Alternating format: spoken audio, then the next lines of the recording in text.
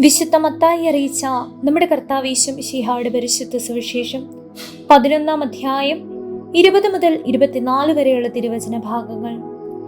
യേശു താൻ ഏറ്റവും കൂടുതൽ അത്ഭുതങ്ങൾ പ്രവർത്തിച്ച നഗരങ്ങൾ മാനസാന്തരപ്പെടാത്തതിനാൽ അവയെ ശാസിക്കാൻ തുടങ്ങി. കൊറാസിൻ, നിനക്ക് ദുരിതം! ബെത്സയിദ, നിനക്ക് ദുരിതം!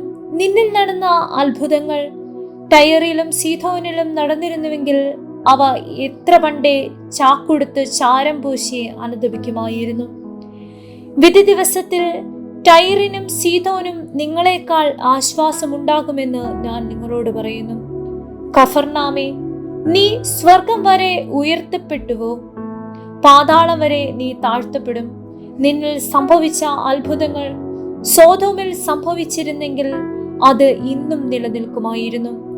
ഞാൻ നിന്നോട് പറയുന്നു, വിധി ദിവസത്തിൽ സോദോമിന്റെ സ്ഥിതി നിന്റേതിനേക്കാൾ സഹനീയമായിരിക്കും.